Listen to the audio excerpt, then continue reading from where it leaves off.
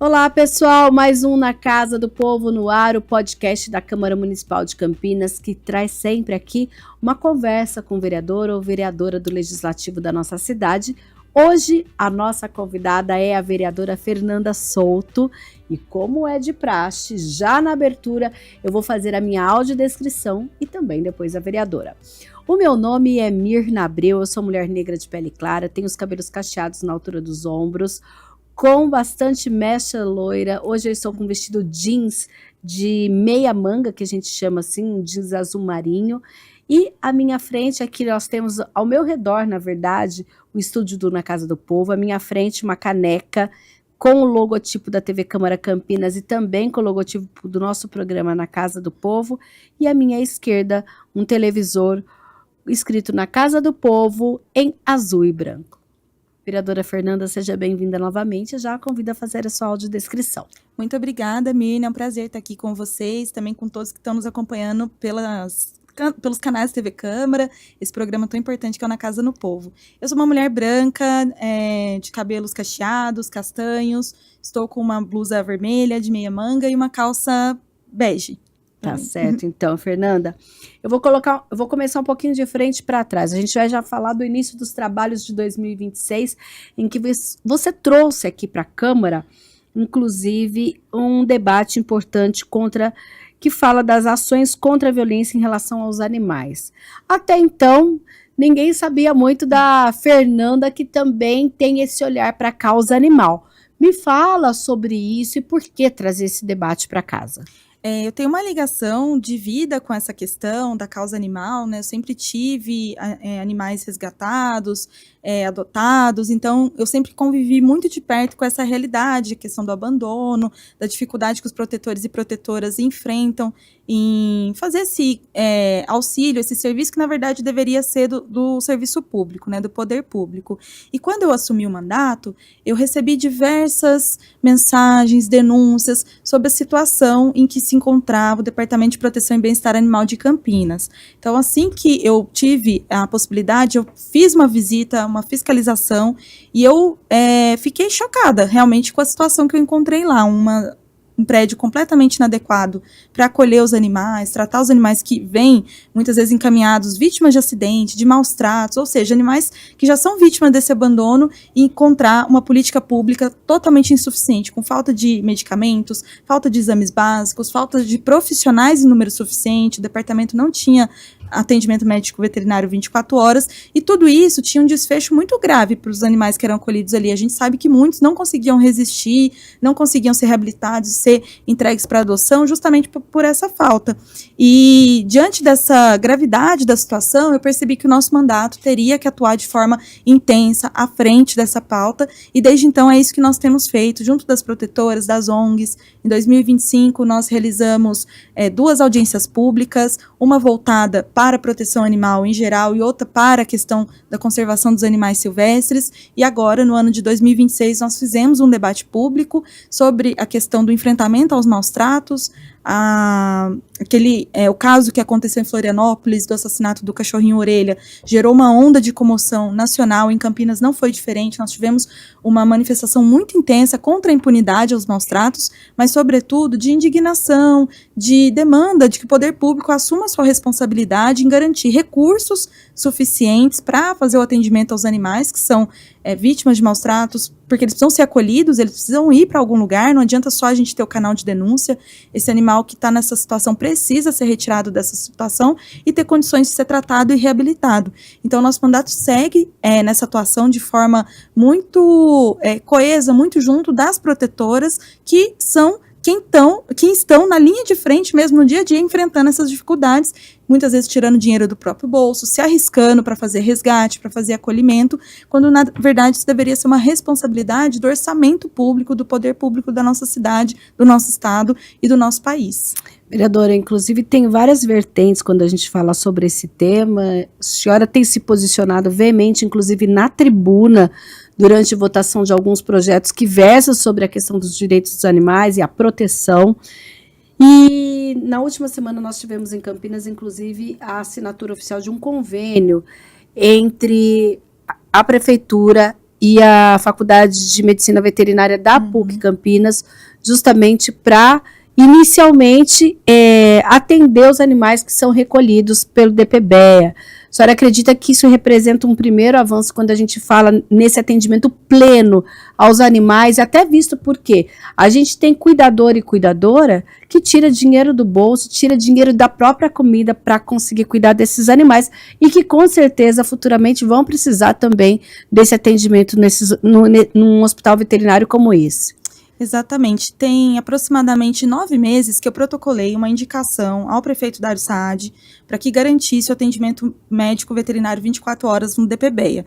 Foi logo após a primeira visita que eu fiz ao departamento e verificando que tinha animais internados, animais que ficavam sem receber medicação por falta do profissional 24 horas, eu fiz esse protocolo. É a mesma coisa que se a gente pensar num hospital humano, o paciente está internado ali 24 horas e um grande período do dia, 12 horas, ele vai estar sem assistência. Então, se ele tiver dor, se ele tiver uma complicação pós-cirúrgica, se ele tiver qualquer intercorrência, não tem um profissional habilitado para atender. Quando a gente está falando do atendimento aos animais, também tem esse paralelo. Os animais também estão em situação grave, também sentem dor, também têm fome, também tem situações que precisam de um atendimento de emergência, e no DPBEA eles não tinham esse atendimento 24 horas. Então, por isso eu fiz essa solicitação. E desde então a gente tem feito uma mobilização muito grande com as ONGs, com as protetoras, na defesa desse tema, porque nós temos um concurso em aberto ainda aqui no município, com dezenas de médicos veterinários aprovados no concurso, aptos para serem convocados, dependendo apenas da vontade política da prefeitura em garantir o chamamento, garantir essa vaga, que poderia suprir essa necessidade no DPBEA. E, claro, além das outras questões, também da falta de exames e medicamentos que deveriam ser sanadas. Diante dessa mobilização e das denúncias constantes, inclusive é importante lembrar que o Ministério Público tem uma ação aberta aqui de investigação da Prefeitura, justamente por conta da insalubridade do DPBEA, não só para os animais, mas também para os trabalhadores. Risco de doenças ocupacionais gravíssimas, riscos de incêndio, inclusive, nas instalações. Então, o Ministério Público também tem feito esse questionamento dessas condições, a Prefeitura fiscalizado essa questão, e diante de toda essa mobilização, dessa denúncia, dos diversos atos que nós fizemos, foi anunciada essa assinatura desse contrato. Nós defendíamos que houvesse, sim, uma assinatura de um contrato emergencial para garantir esse acolhimento emergencial, visto que os animais precisam de atendimento neste momento. Sim. Agora, nós precisamos pensar na política pública a longo e médio prazo, mas também temos as situações imediatas que precisam ser resolvidas, e hoje, efetivamente, a Prefeitura não teria condições de oferecer esse serviço, sendo necessário, portanto, um convênio com entidades que pudessem garantir. Então, a assinatura com o Hospital da PUC veterinário foi resultado direto dessa mobilização, dessas denúncias. Sem dúvida nenhuma, é uma conquista desse movimento em defesa da causa animal que a gente tem construído na cidade, mas é importante também dizer que ele não resolve o problema, ele vem justamente de maneira emergencial. Nós precisamos ter um planejamento institucional, precisamos ter no orçamento do município um planejamento de investimento na política pública de proteção animal própria, para que a gente possa garantir o atendimento que a cidade necessita, até porque esse convênio não vai suprir a necessidade das protetoras que estão hoje com animais acolhidos e precisam de atendimento. Esse convênio só vai atender emergencialmente os animais recolhidos pelo SAMU e os animais que estão atualmente no DPBEA. Então, é uma situação emergencial, mas que nós não podemos perder de vista a necessidade de construir uma política pública de longo prazo. Sim. Inclusive, com contratação de servidores, médicos veterinários, agentes de apoio operacional, agentes administrativos a médio e longo prazo, para que a gente possa, de fato, ter um equipamento público próprio que possa fazer essa demanda a longo prazo. Até porque o convênio, assim como hoje nós temos, o convênio que nós tínhamos, o convênio para cirurgias veterinárias, quando ele se encerra, nós podemos perder esse serviço a qualquer momento. Correto. E os animais ficarem desassistidos. Então, isso a gente não quer que aconteça de forma nenhuma. Tá certo, vereadora. A gente lembra que, inclusive, a senhora já se posicionou também contra uma possível volta de realização de rodeios. Sim, em Campinas, com certeza. Apesar de nós termos esse mercado pujante na nossa região, Queria também que a senhora falasse sobre esse posicionamento, já que, inclusive no seu primeiro programa, eu lembro que você falou, eu tenho vários cães que foram adotados, né? Sim. A Campinas, há mais de 20 anos, nós temos a proibição de realização de rodeios com animais, né? A gente sabe que essa prática, que foi muito difundida no nosso país, ela é uma prática de maus tratos, ela é uma prática de tortura contra os animais. Qualquer pessoa que acompanha o processo de preparação dos animais para um espetáculo de rodeio vê como é violento, como isso é perigoso para a saúde dos animais. E há mais de 20 anos nós temos uma lei aqui em Campinas proibindo esse tipo de utilização de animais nesse tipo de espetáculo. Não é só em Campinas, isso avançou no Brasil todo.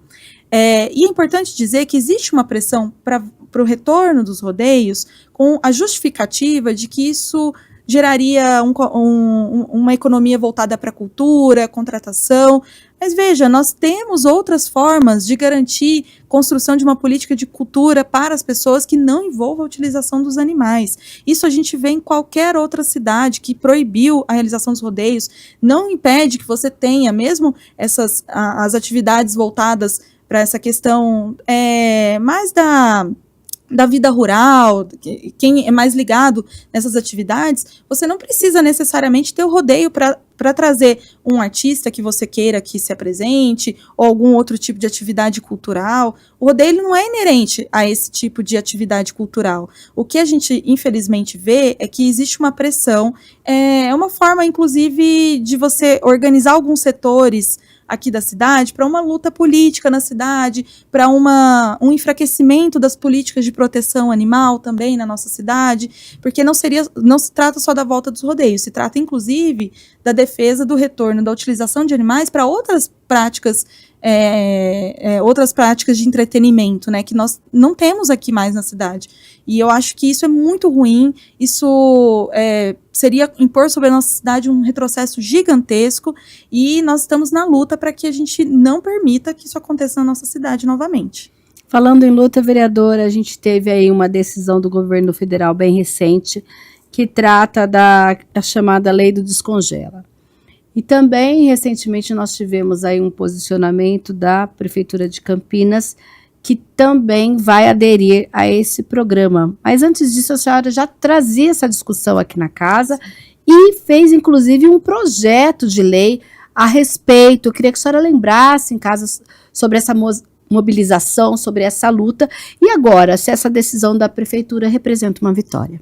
Eu sou servidora pública do município de Campinas, trabalhei durante toda a pandemia e a gente enfrentou no dia a dia as dificuldades daquele momento, não só na saúde, eu sou médica, mas também todos os outros serviços essenciais continuaram funcionando, a educação, segurança, infraestrutura.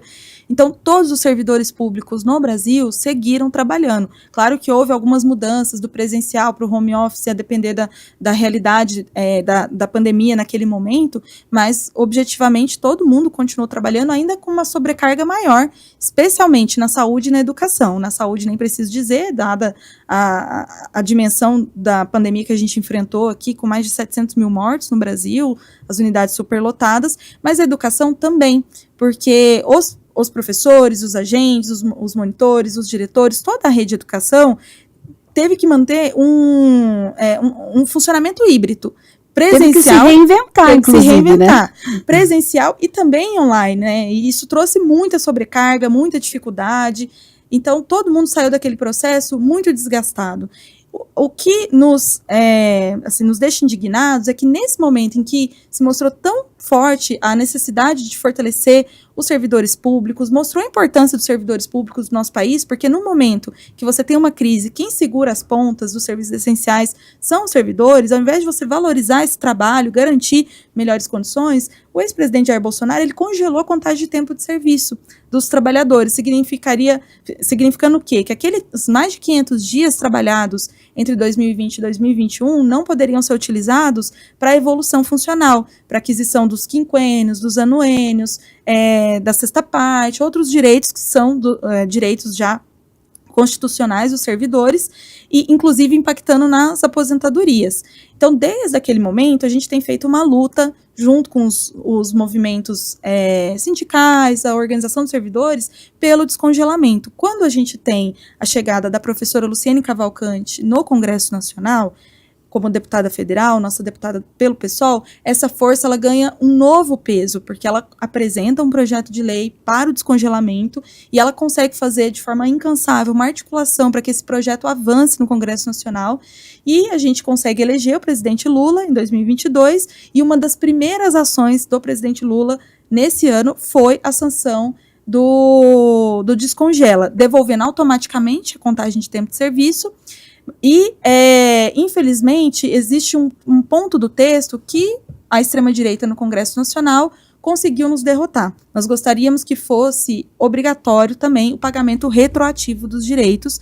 Aqueles servidores que poderiam ter solicitado seus quinquênios, os seus anuênios lá em 2020 e 2021 e foram negados por conta do congelamento, que eles pudessem receber esse recurso de forma retroativa. A extrema-direita no Congresso Nacional suspendeu o trecho que obrigava esse pagamento retroativo e tornou autorizativo, deixando a cargo dos estados e dos municípios a decisão de pagar ou não o retroativo. E mesmo vale para o governo federal, porque o mesmo vale. Pelo menos o que eu pesquisei sobre isso, tinha um impacto nas contas públicas, é correto? Na verdade, tem um impacto, mas é importante lembrar que esse recurso já era um recurso previsto. Tá. Toda evolução do servidor, ela tem que estar contida, o planejamento, na lei orçamentária anual da União, dos estados e dos municípios. E naquele momento em que foi feito o congelamento, nós alertamos especialmente aos estados e aos municípios que, eventualmente, essa lei poderia cair e teria que ser feito o pagamento, porque é uma infração direta ao direito constitucional dos servidores. Então, os estados e os municípios já sabiam que essa possibilidade poderia acontecer. E toda evolução funcional do servidor, ela está prevista no orçamento, na lei orçamentária. Então, não é um gasto novo. Todos os estados, os municípios e a União já sabiam quanto teriam que gastar com a evolução funcional dos servidores. Diante da inconsistência jurídica, da insegurança, o que deveria ter sido feito correto? Você reservar esse recurso para o pagamento quando fosse devido o pagamento. Infelizmente, a gente sabe, né, que quando se trata de direitos de servidores, do serviço público no Brasil, especialmente nesses governos da extrema-direita, isso não é prioridade, né? E agora a gente está vendo as consequências disso. O discurso de que não tem recurso para fazer o pagamento retroativo. Como o descongela, ele é automático dos 580 dias, tem que ser descongelado. Isso, inclusive, foi o que foi anunciado pela Prefeitura de Campinas. Os 580 dias, para quem tinha direito à contagem do tempo, vai poder fazer a solicitação, certo? Agora, o que nós estamos demandando é o pagamento retroativo, porque Campinas tem recurso para fazer. Não se justifica negar esse direito aos servidores. Como a gente sabe que tem recurso, nos últimos 2 anos, teve um crescimento de receitas do nosso município de R$1.3 bilhão. Sim. É muito recurso. E a gente não está vendo esse recurso ser aplicado nos serviços públicos. Pelo contrário, nós estamos tendo um avanço cada vez maior das privatizações, da educação, da saúde. Recentemente, por exemplo, nós tivemos a entrega de mais de 20 escolas aqui do município para as OSCs fazerem a gestão. Isso tudo é dinheiro público que está sendo... que existe uma determinação política de que ao invés da gente investir na nossa própria rede, a gente vai fortalecer os grandes empresários da saúde e da educação e não investir na nossa própria rede, nos nossos próprios servidores. E a nossa luta pelo descongela e o pagamento retroativo, ela entra justamente nesse momento, que nós sabemos que tem recurso e nós vamos seguir cobrando que a prefeitura arque com os direitos devidos aos servidores. Tá, então, na verdade, são coisas distintas. Exato. O que a prefeitura anunciou é seguir essa questão daqui para frente. O que o seu projeto traz nós queremos aquilo que não foi retroativo. pago. Ok. Vereadora, outro tema ainda falando sobre trabalho, é uma comissão especial de estudos que discute a importância do fim da escala 6x1. Nós temos, inclusive, recentemente, alguns redes de supermercados que decidiram fazer a escala 5x2. De que forma isso tramita lá em Brasília e de que forma as câmaras municipais conseguem, na sua atuação, fazer com que isso venha realmente a ser uma espécie de pressão para que passe a ser uma norma federal? A demanda pela redução da jornada de trabalho no nosso país, ela já é antiga. A gente tem, desde a Constituição, né, que a gente não tem uma mudança na jornada, uma redução da jornada, e a gente está vendo os impactos disso, de uma jornada de 44 horas semanais, para principalmente os nossos jovens e as nossas mulheres trabalhadoras brasileiras, que não têm tempo de estudar, que estão sobrecarregados, que estão adoecendo, e não tem tempo para lazer, nem para cultura, e existe uma demanda há bastante tempo pela redução da jornada. Esse tema ganhou uma visibilização muito grande aí nos últimos 2 anos, devido mesmo à organização da juventude trabalhadora, dos movimentos sociais, que pautaram isso da nossa sociedade de forma muito extensa, né? Nós tivemos grandes mobilizações no país em torno dessa demanda, e essa demanda encontrou também uma outra deputada federal do PSOL, que é a Érica Hilton, no Congresso Nacional, que protocolou a PEC pelo fim da escala 6x1, como ficou popularmente conhecido esse movimento pela redução da jornada de trabalho, e a partir de então ela tem feito um trabalho incansável de articulação também no Congresso, para que essa PEC pudesse adquirir as assinaturas necessárias para poder tramitar. E a nossa defesa é o fim da escala 6x1, ou seja, pelo menos 2 dias de descanso na semana, mas também a redução da jornada de trabalho para 36 horas semanais. Existem inúmeros estudos já mostrando que o Brasil tem condições de fazer essa redução sem impactos econômicos negativos, extensos. Na verdade, acabou de sair uma publicação também da Unicamp mostrando que a redução da jornada no Brasil, o fim da escala 6x1, geraria 4,5 milhões de postos de trabalho. Haveria uma redução da informalidade. Hoje nós temos muitos trabalhadores na informalidade e muita gente, a gente vê muito isso, algumas redes grandes de supermercado, fast food, fazendo propagandas. Ninguém quer trabalhar, mas ninguém quer trabalhar nessas condições precárias, de baixos salários, sem tempo, sem folga adequada, sem tempo de descanso adequado. E a verdade é que nós precisamos de uma mudança profunda no mundo do trabalho brasileiro, mas no sentido de garantir mais direitos e não na desregulamentação como a extrema-direita quer fazer avançar. E, infelizmente, existe uma resistência muito grande no Congresso Nacional, do centrão, da extrema-direita, que querem modificar essa PEC que nós apresentamos e, ao invés de reduzir a jornada, manter a mesma jornada, só que abolir a escala 6x1, ou seja, ao invés de fazer 44 horas em 6 dias na semana, seriam 44 horas em 5 dias na semana, que é justamente o que as redes de supermercado aqui da região, que anunciaram que colocaram fim à escala 6x1, fizeram. Mas, na verdade, o trabalhador está trabalhando mais diariamente, né? Então não claro, nós queremos o fim da escala 6x1, mais dias de folga, mas é com a redução da jornada. É essa a pauta central da nossa juventude trabalhadora. Então é bem importante lembrar que são coisas bem diferentes. Exato. Muita gente comemorou a 5x2, mas esqueceu desse limite das horas. 5x2 em 5 dias da semana, a pessoa tem que trabalhar quase 9 horas por dia. Mais de 1 hora, seria quase 1 hora por dia a mais. Para dar as 44 horas. Para dar as 44 horas. Então, não é essa conta que a gente quer, na verdade, nós queremos uma redução.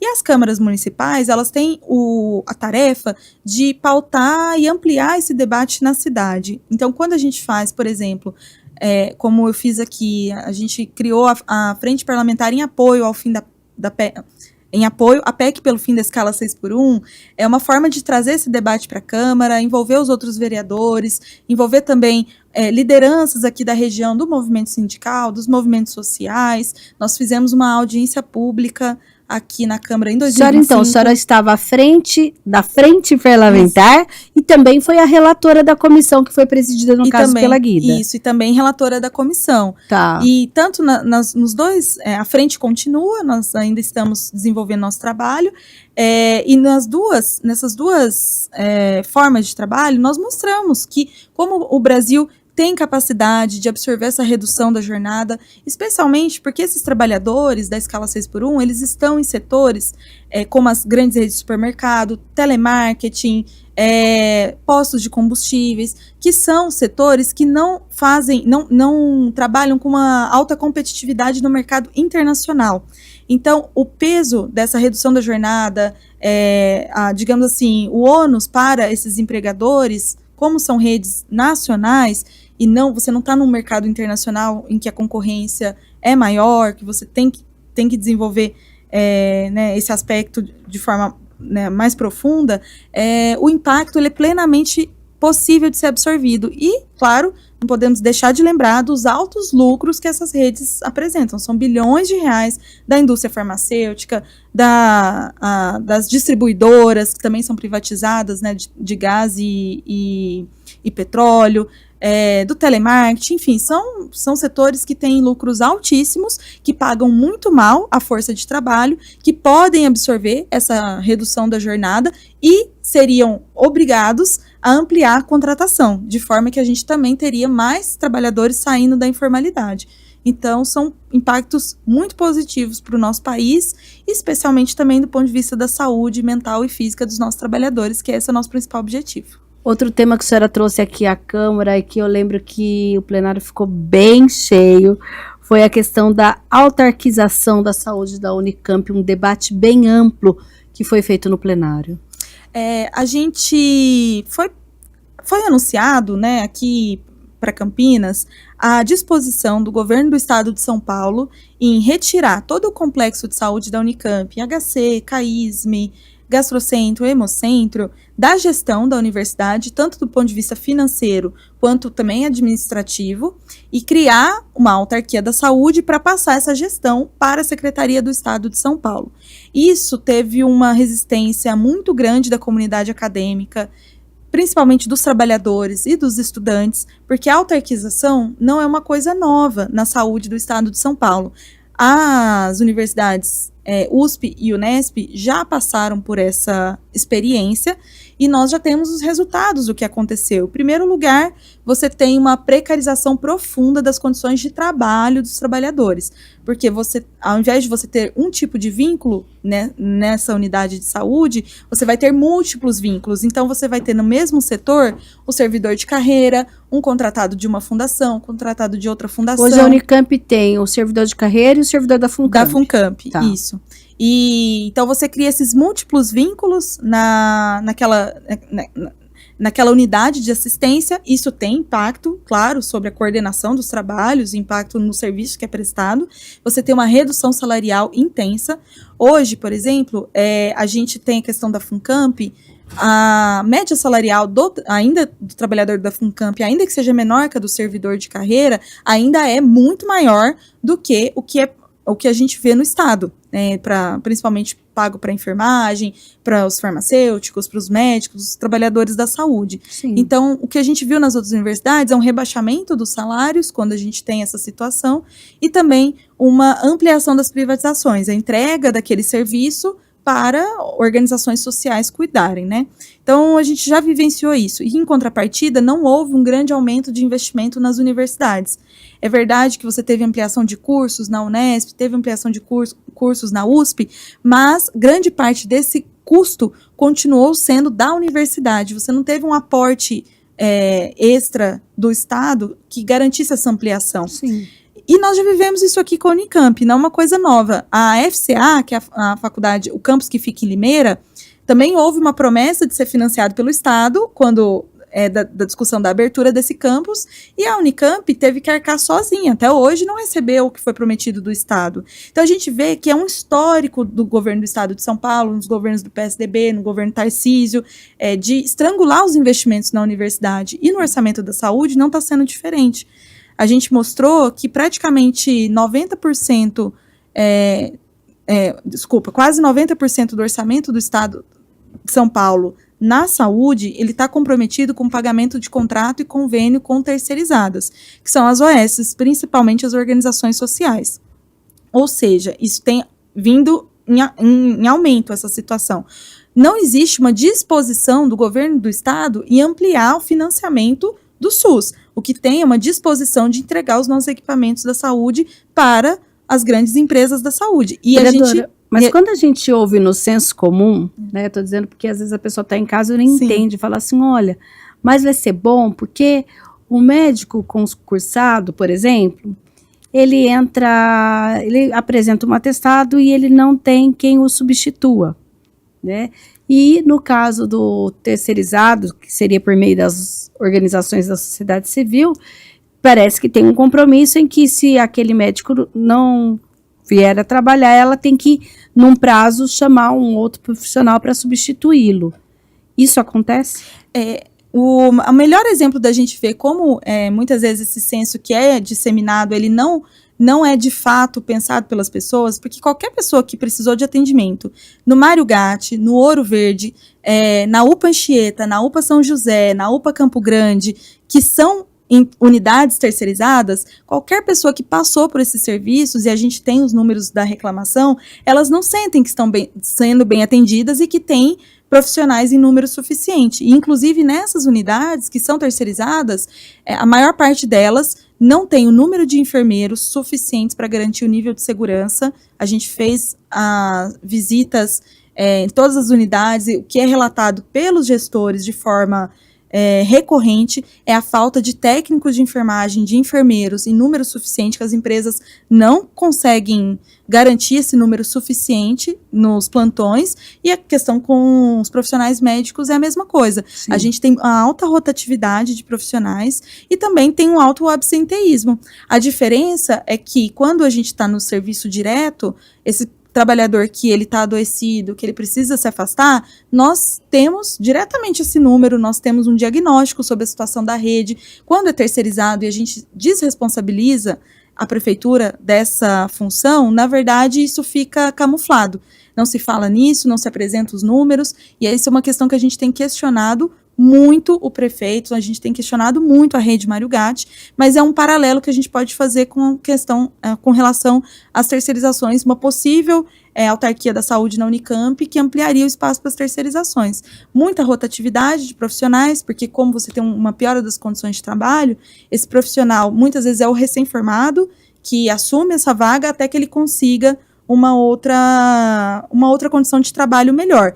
E faz toda a diferença quando você consegue fixar um profissional e ele vai agregando expertise no serviço, vai qualificando o serviço, e é uma sensação nítida de todo mundo que já passou pelos serviços da USP, da Unesp, a diferença que ainda tem com relação ao fato da Unicamp ainda ser administração direta. Isso para a gente que conhece os serviços, é nítido como você muda a configuração do serviço quando você terceiriza, quando você privatiza, porque você perde totalmente o vínculo daquele profissional com aquele serviço. Ele não sabe se ele vai estar ali daqui 5, 10, 15 anos, na verdade não sabe se vai estar ali daqui 6 meses, né? Então, é uma relação muito diferente de construção do trabalho diário.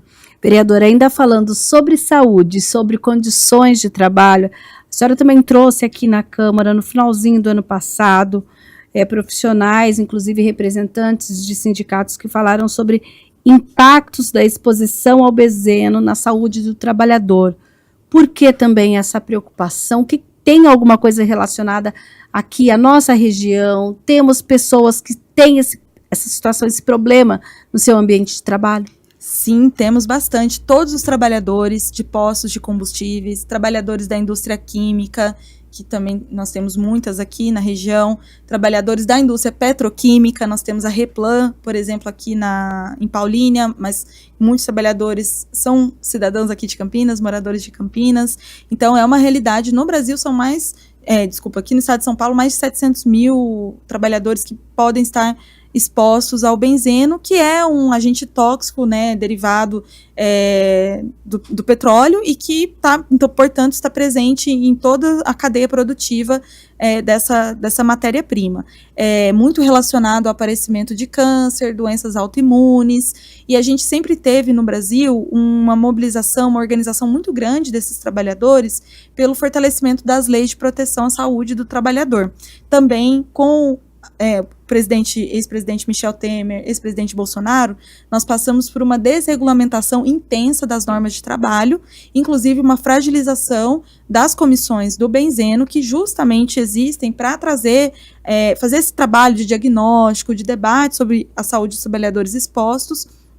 E, posteriormente, quando o presidente Jair Bolsonaro não foi reeleito, nós conseguimos retomar essa articulação a nível estadual e também nível nacional para fortalecer novamente essa discussão da legislação de proteção aos trabalhadores, porque, infelizmente, existe dentro da Petrobras, comandada pelas entidades patronais, um movimento para tentar desvincular os efeitos do benzeno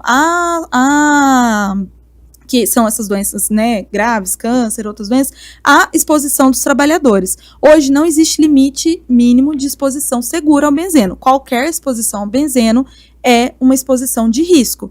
E o que esse campo dentro da Petrobras quer fazer, ligado às entidades patronais, é dizer, basicamente, que existe um limite seguro e que abaixo desse limite, se o trabalhador desenvolve alguma dessas doenças, isso não pode ter como nexo causal a exposição ao benzeno. Isso é muito grave, isso impactaria a vida de centenas de milhares de trabalhadores, porque significa que aquele trabalhador, se isso muda, aquele trabalhador que adoecer, ele não vai mais poder ter diversos direitos para conseguir cuidar da sua saúde. Sim. Então, nós estamos juntos aqui do sindicato dos petroleiros, também do sindicato dos químicos, para que a gente possa fortalecer, retomar esse debate aqui dentro da Câmara Municipal e trazer esses problemas, também fortalecer a nossa articulação com outros atores, na Alesp, no Congresso Nacional, para que a gente possa garantir essa proteção para os trabalhadores. São muitos trabalhadores nesse ramo no nosso país, e isso teria um impacto em termos de saúde pública muito grande, caso a legislação atual vigente fosse alterada para permitir níveis de exposição. Vereadora, eu comecei hoje o nosso podcast falando do debate a respeito dos direitos dos animais. Estamos ainda no começo de 2026, tem outros debates que a senhora acha que é importante que nesse ano a gente traga aqui para o Legislativo de Campinas? Sem dúvida, a gente temos feito uma discussão muito intensa sobre a situação da saúde de Campinas. A gente está passando por uma crise prolongada, são filas intermináveis, falta de trabalhadores em número suficiente, muita gente que não consegue marcar a sua consulta, o seu exame, não consegue dar andamento no seu tratamento. No início do ano, nós passamos por uma situação muito grave de falta de medicamentos nas unidades de saúde. Então, a crise na saúde de Campinas é uma das prioridades que a gente precisa enfrentar. E eu não tenho nenhuma dúvida que isso precisa nós precisamos ter um maior investimento na saúde. Não existe milagre. Para a gente conseguir ofertar um serviço de qualidade, nós precisamos ter um investimento maior. E o que está acontecendo na nossa cidade é justamente o contrário. Nós temos tido uma diminuição do investimento na saúde. Nos últimos 4 anos, para cada cadastrado no SUS, houve uma redução de 20% no orçamento gasto com cada cadastrado. Isso é muito sério, isso é o que reflete a crise que a gente está passando. Então, aqui em Campinas, nós precisamos ter um compromisso de ampliação desse investimento, contratação de mais médicos, de enfermeiros, técnicos, farmacêuticos, também ampliação de unidades. Nós temos só 68 unidades, pelo Conselho Municipal de Saúde deveria ser no mínimo 90 unidades básicas de saúde para garantir o atendimento mínimo de todo o território. Também a falta de leitos hospitalares em número suficiente. A região de Campinas tem uma das menores médias de leitos hospitalares por 1.000 habitantes do Brasil, só para a gente ter um comparativo. Aqui a gente tem nós temos 1,1 leito a cada 1.000 habitantes. No estado de São Paulo, essa média é de 2 leitos, então nós estamos numa das regiões mais ricas do Brasil. O que se justifica essa falta de leitos hospitalares? Então, para que isso mude, precisa ter investimento, precisa ter compromisso, e isso precisa ser uma prioridade. Então, para esse ano de 2026, sem dúvida nenhuma, a questão da saúde vai ser uma das nossas grandes lutas. Inclusive, nós conseguimos, com a deputada federal Érica Hilton, R$1 milhão para emendas para o Hospital Ouro Verde, para ampliação de equipamentos para resolver a questão das filas cirúrgicas, e agora também nós estamos trazendo mais R$500 mil para a Unicamp, para que a gente também possa fortalecer o atendimento aqui da nossa cidade, que também é atendida por esse hospital. Lembrando que essas emendas são emendas parlamentares do governo federal. Não tem nada a ver com as emendas impositivas aqui da Câmara, Não, correto? Isso.